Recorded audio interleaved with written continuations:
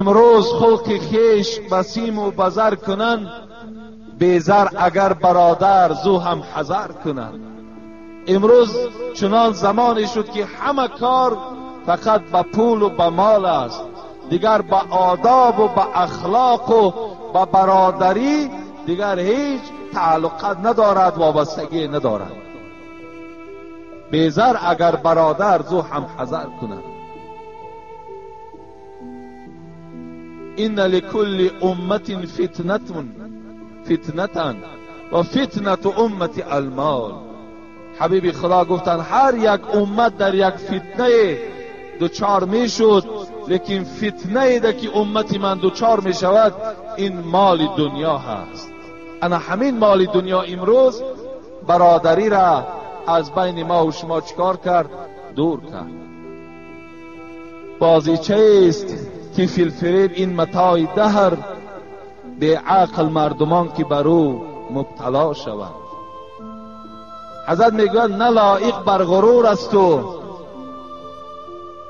نه لایق بر غرور است و نه عزم اعتمادی ها نمی ارزد به این حرفی که کس گوید به من داده است. حتی همین دنیایی که بر شما داده است حضرت میگوید لایق نیست این که گویی که من آدم خدا داده استم، مرا خدا داده است. خداوند میگه فاصلحوا بین اخویکم واتقوا الله لعلکم ترحمون. شما اگر در بین برادراتان قهرگی وجود داشته باشد، بی مهری وجود داشته باشد، مؤمنهای دیگر پروردگار میگه وظیفه دارند که اینها را آشتی درآورند، در بین اینها محبتشون پیدا کنند، در بین اینها جنگ و جدال باشد جنگ و جدال اینها را خلاص کنند. این حالت در پروردگار شما را در رحمت خود شامل میگرداند. در تمام آیات باز خداوند با مؤمنها باز ندا میکند یا ایها الذین آمنو، ای کسانی که شما مؤمن هستین، لا یسخر قوم من قوم عسى ان یکونوا خیرا منهم. میگوید پروردگار ای کسانی که دعوای ایمان دارید، شما حق ندارید که یک قوم دیگر تان مسخره کند. شاید این که آن قومی را که شما مسخره دارید و از شما دیده بهتر باشد. الله میگوید شما حق مسخره کردن هم ندارید. مسخره چیست؟ مسخره این از حساب غرور و تکبری می شود که یک برادر مسلمان ما و شما مسخره میکنیم، به حال او میخندیم، اینا میگوید مسخره. الله میگوید شاید آن شخصی را که شما مسخره دارید، آن شخصی را که شما گوییم که آدم هم نمیشمارین، شاید که وی از شما دیده بالاتر باشد، شاید که وی از شما دیده در نزد من شرفش بلندتر باشد. عسى ان یکونوا خیرا منهم ولا نساء من نساء عسى ان یکون خیرا منهن. باز خداوند به زنهای مؤمن خطاب دارد. ای زنهای مؤمن، شما دیگر زنهایی که از قوم دیگر باشند یا از خواهر و همسایگی شما باشند، شما اونها را مسخره نکنید. شاید که آن زنهایی را که شما مسخره دارید اونها از شما دیده باز چی باشند؟ بهتر باشند. ولا تلمزوا انفسکم، شما در حق یک برادرتان عیب جویی نکنید. شما عیب جو نباشید، شما طعنه کننده حال یک برادرتان نباشید. که چگونه که امروز انا همون طعنه جویی، همون عیب جویی در مردم مسلمان و مؤمن ما و شما به نهایت رواج دارد. الله میگوید این نشانه مؤمنی نیست وقتی تو بر برادرت عیب جویی میکنی یا بر بالای برادرت حسد میورزی.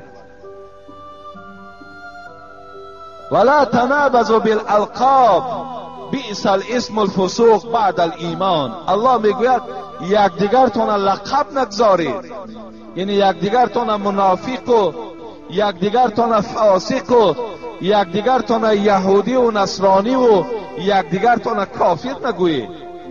چه بدنامی هست برای آدم مؤمن. در آخر الله چی گفت؟ کسی که توبه نمی کند، یعنی کسی مسخره کننده است، کسی که عیب جو هست، کسی حسد برنده است، کسی لقب گذار است، اگر از این خصلت‌ها توبه نکنند، اینها از جمله زیانکارها، از جمله ظالمان به حساب می روند. برادرای عزیز، رسول اکرم صلی الله علیه و سلم می فرماید مثل المؤمنین فی توادهم و تراحمهم و تعاطفهم مثل الجسد. مثال مؤمن ها در دوستی، در رحم و در مهربانی باید مثال یک جسد باشند. اذا اشتکا عضو منه تداعی له سائر الجسد. حبیب خدا گو مثل این که اگر یک جسد شما دردمند باشد، باید تمام بدن شما را دردمند کند.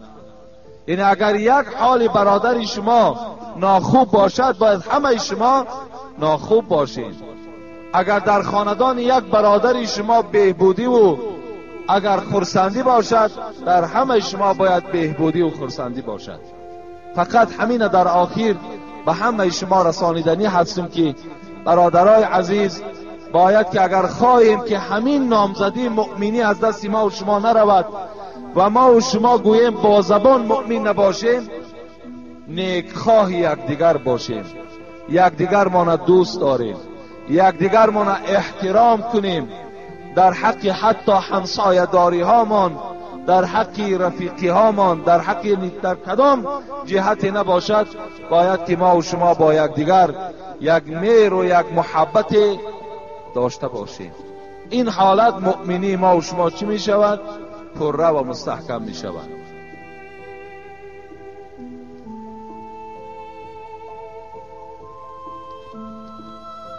السلام علیکم داملای عزیز. حاجی مرزا، از شما خواهش دارم که اگر زنی که فرزندش از دنیا گذشته است در مابین عصر و شام یگان چیز بخورد درست است یا نه؟ از آن جمله آب. با سوال ما التماس جواب گردانید. ما یک گروه مادران شما هستیم. اصلا همین فتوا هم از حساب همین زنها گوییم که منتشر می شود و بسیاری جوانها و مردهایی که علم ندارند آن چیزی که همون زنهاشان میگوید الکی اونها قبول میسازند. حالان که هر یک فتوایی را که شما میشنوید باید که آمده از عالمها پرسید، یا همون زنی که برای شما یگان فتوایی را میگوید آیا یگان دلیل دارد یا ندارد. بین عصر و شام خوردن هیچ ضللی ندارد. در بین عصر و شام شما هر طعامی نباشد، چی آب باشد، چگونه چی طعامی نباشد از حلال کرده های پروردگار، همش برای شما درست از خوردن گیرید، هیچ زیان و ضللی ندارد. این مسئله و این فتوایی را که امروز میگویند کودک میده‌ای که اگر از خاندان ما و شما گذشته باشد، اگر در بین عصر و شام ما و شما آب نوشیم، این کودک را از خوردن حوض کوثر منع میسازند، این بالکل دروغ است. این تماما یگان اساس علمی ندارد. اینا تماما یگان پایه ندارند. حالا که خداوند وقتی از ما و شما طفل از دنیا میگذرد وی چنان یک مرتبه بلند دارد که روز قیامت باز شفاعت کننده در حق پدر و مادر می شود. چگونه این گونه فرزند نمیگذارند که از حوض کوثر و آب نوشد. برای طفلایی که خوردن نابالغ از دنیا گذشتن، تمام جنت در اختیارشان است. هر جایی که میخواهند سیاحت میکنند، هر جایی که میخواهند خواب میکنند، هر نعمتی که در جنت وجود دارد برای این طفلها چی است؟ روا است و خوردنش. برای همین یعنی این هیچ اساسی ندارد. بین عصر شام هر طعامی نباشد، چی آب باشد، چی گویم شوربا باشد، چی غیر این چیزی نباشد، خوردنش جایز است. یعنی برای اینا میگه نادرست است که اگر مادامی که نمازی ما و شما نخوانده باشد، یعنی وقت تنگ است و وقتی نماز اگر ما از پی طعام خوری شویم شاید که عصر فوت شود. این حالت ده ما و شما عصر میخوانیم بعد خوراک میخوریم.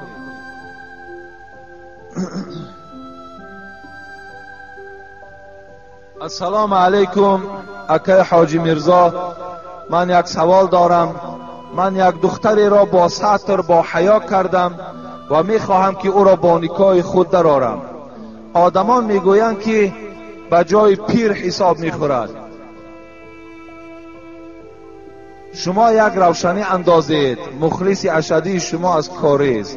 در حق ما یک دعای خیر کنید. خدای مهربان شما را باز غیرت اسلامی تان از زیاده کند که این گونه دخترهایی که از ما و شما هستند و با دلالت شما آنها صاحب ستر شوند، صاحب حیا شوند. خوش به حال همه اون برادران و مادران و پدرانی که برای دخترهاشون با حیا کردن سعی و کوشش دارند. این پیر شما حساب نمیخوره. اگر گویم پیر شما هم که حساب خوره و بیگانه باشد نکاح وی درست است، باکی ندارد. اگر برای شما شوهرهای مثال شوهرهای هستند که خودشان بی سوادن و زنهاشون عالمه هستند، یعنی زنهاشون قرآن خوان هستند، زنهاشون مسئله خوانند، زنهاشون حدیث میخوانند، اگر همون شوهرهاشون هم که تعلیم دهند و یا ثواب میگیرند، این معنای را ندارد که در این بین نکاح او بریده میشود یا اینکه این زن مثال گویم که پیر شوهرش به حساب خورد و دیگر شوهر دست این زن قپیده نتواند. نه، دیگر اینا اساس ندارند. برعکس باش ثوابش در همین است. باید تعلیم کردن میگیرد. این ثواب گویم زن ثواب میگیرد، شوهر هم ثواب میگیرد و در زندگی اینها هیچ نقصی پیدا نمی شود. بگذار وای پیری وای هم باشد لیکن زن این مرد به حساب می رود. اگر تمام علم اسلام هم به شوهر تعلیم هم که کند تا حال حق شوهر ادا کردگی نیست. تا حال شوهر همون شوهری است که الله الرجال قوامون علی النساء خواند. مرد اگر چنده که از زن تمام علم هم که اگر آموخته باشد، این مرد خداوند رئیس خانه خواندگی هست. این همان رئیس است، این همان حق را دارد که حبیب خدا گفتن این اعظم الناس حقا علی المرأة زوجها. بزرگترین حق بالای زنها حق پدر و مادرش نه بلکه حق شوهرش نیست. برای همین درست از زندگی تان دوام دادن گیرین، هیچ باکی ندارد. اگر کدام دختری را که شما با ستر کنین، با حیا کنین و خودتان نکاح کرده گیرین، خوش به حالتان درست است، صحیح است، هیچ زلالی ندارد. مکتوب ها را خیلی مختصر نویسید. السلام علیکم و رحمت الله و برکاته. حاجی میرزا، من یک چند سوال دارم و میخواهم که فوراً بر من جواب گویید. من از سال 1993 این جانب نماز میخوانم ولی سوره های دراز را نمیدانم. حضرت الحمد، قل هو الله، تبت، انا اعطینا، لیلاف، قل اعوذ را میدانم و خلاص. برادرای عزیز، پیش از آن که تمام این خوانم، این سوره ها الحمد نام ندارم. این سوره سوره فاتحه هست، سوره اخلاص است، سوره مسد است، سوره کوثر است، سوره قریش است، سوره فلق است، سوره ناس است. شما نامهای سوره را از یاد کنید. آخه همه گپ یاد گرفتین. یکدیگر تون تهمت کرده میتونین، یکدیگر تون غیبت کرده میتونین، یکدیگر تون دشنام داده میتونین، خبرهای دروغ از تمام مکان گرفته میتونین. پس همین چی است که مثال سوره الحمد نه بلکه سوره فاتحه، سوره قل هو الله نه بلکه سوره اخلاص، سوره تبت نه بلکه سوره مسد، سوره قل اعوذ نه بلکه سوره فلق یا سوره ناس، سوره لیلاف نه بلکه سوره قریش. اینا هر کدامش نام داره و شما این نام ها را دانید.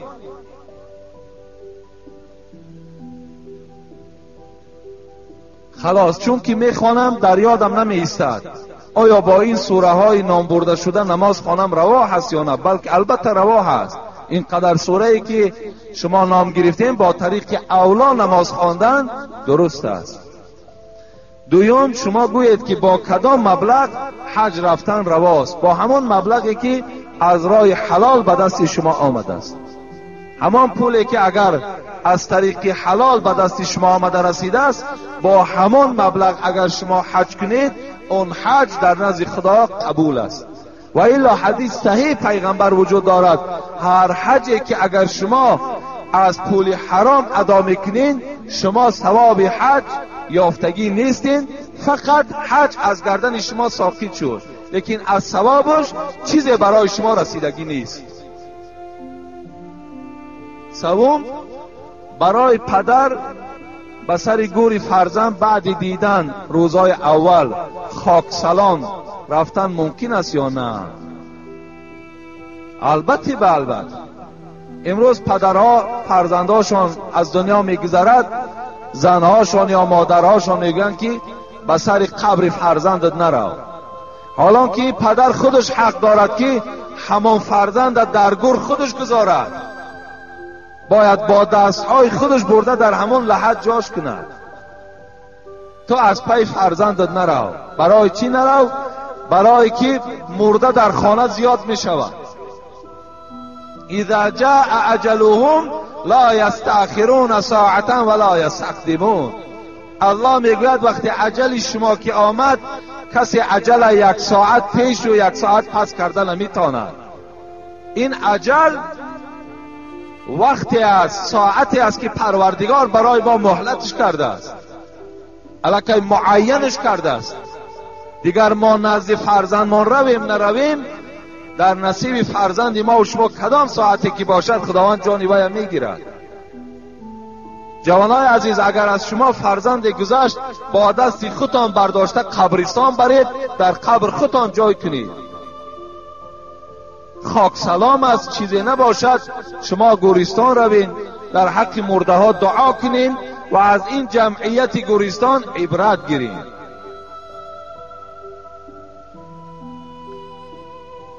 چرا اینقدر در مسجد، مدرسه امر معروف و گفته های نیک گفته می شود؟ در بین آدمان مهر و محبت، خصلت نیک، خب رفت و آی، خبرگیری بیمار، برادری، پدر و فرزندی، همسایگی نیست. چرا این طور؟ پیشتره این خیل نبود که عیب در چیست؟ اینقدر امر معروف، اینقدر پند و نصیحت، درهای مدرسه همه کشاده، مسجدها همه کشاده، عالمها همه در موعظه. چرا مهر و محبت پیدا نمی شود؟ چرا برادری نیست؟ چرا فرزندها پدرها را احترام نمی کنند؟ چرا پدرها نسبت فرزندها رحم و شفقت ندارند؟ چرا این گونه هست؟ این برادر از ما سوال کردن. اولا من اینا گفتنی هستم که خداوند در قرآن میفرماید یا ایها الذین آمنوا لما تقولون ما لا تفعلون کبر مقتا عند الله ان تقولوا ما لا تفعلون.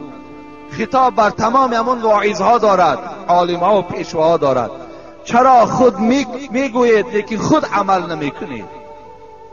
زمانی که شما میدانید و نمیکنید در نزد پروردگارتان عذاب و غضب خیلی زیاد منتظر شما هست. امروز در اصل بعضی همون پیشواهایی داریم که موعظه میکنن، مردم هم میفهمانن، لیکن خودشان عمل نمی کنند. گفتی همون حضرت مولوی واعظان جلوه در محراب و منبر می کنند، چون به خلوت می روند آن کار دیگر می کنند.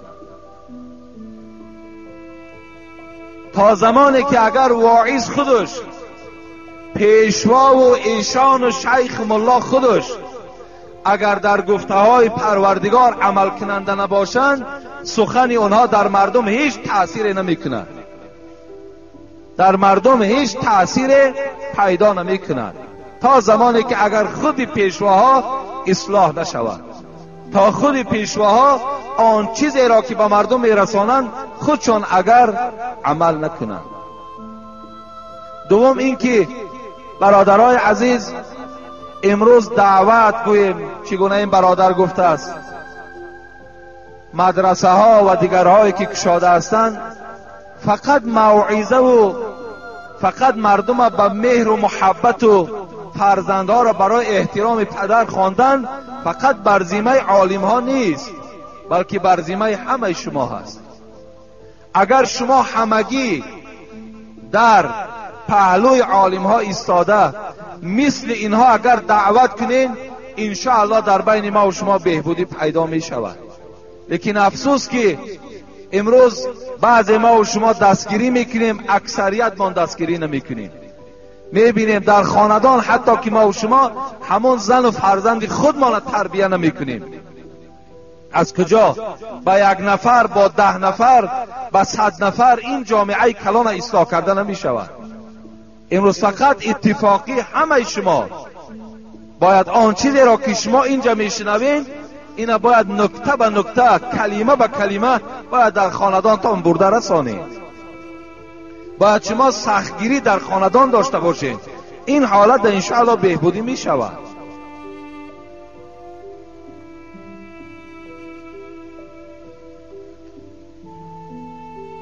شما میگویید که من را وصف نکنید.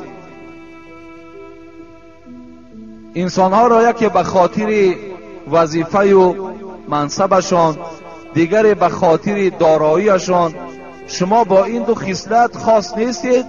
وصف شما درجه سیوم، یعنی شما را عامه مردم از روی گفتارهای نیکتان، خلق و اطوار خوب و حمیده اتان، شخصی نیک آن است که عامه خلق یعنی خلق عادی او را وصف کند. گفته های شما چون چنگ جرنگاستی است، چون آینه جلارنگ، چون آب شفای و چون کاغذ نفیس می باشد. در آخر گویید که می گویند مسجد خانه خدا و پادشاه سایه خدا می باشد. آیا این روایت حقیقت دارد یا ندارد؟ این یک گروه از منصب‌های اسلامی گوییم قبیله قاضی و مفتی و مدرس ملا آخون متولی و غیره با احترام مخلصان شما از دوشنبه، یک گروه همتا آدم‌های گوییم منصبداری در اسلام بودند. در آخر از ما پرسیده است که مسجد خانه خدای و پادشاه سایه خدا در روی زمین است. این روایت حقیقت دارد یا ندارد؟ البته حقیقت دارد. مسجد این جای سجدگاه است. مسجد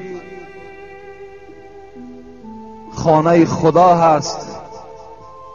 اینا با احترام انا همین سجده که ما و شما میکنیم به این خاطر اینا خانه خدا میگویند که خانه خدا باید که سجده داشته باشد، باید موعظه داشته باشد، باید ذکر داشته باشد.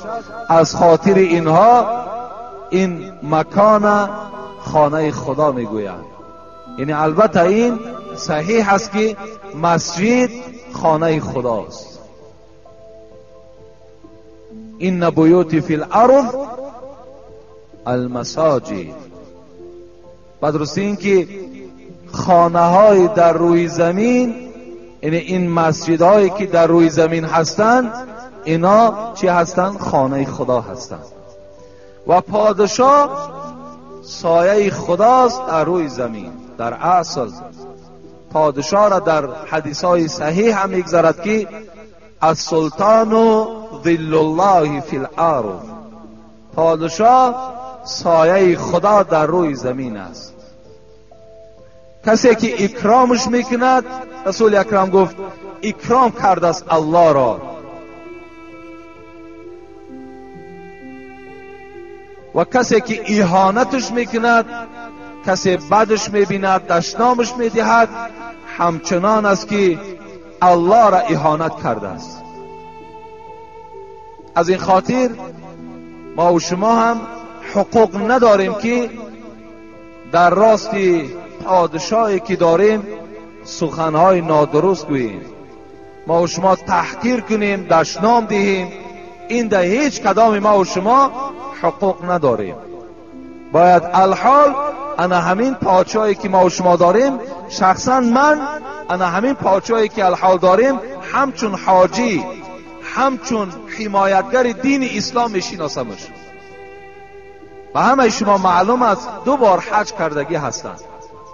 از منبرهای باور کنین اسلام طرفداری کردگی است که هر یک شخصیت اونجا غیرت نمی کند که از اسلام دفاع کند، که اسلام شما با تروریسم و اسلام شما بگیم با دین جنگخواه هیچگاه گفته است شما چکار نکنین، شما نخوانین، بلکه این دینی هست که دینی صلح‌خواه است، دینی هست که فقط عبارت از پند و نصیحت است.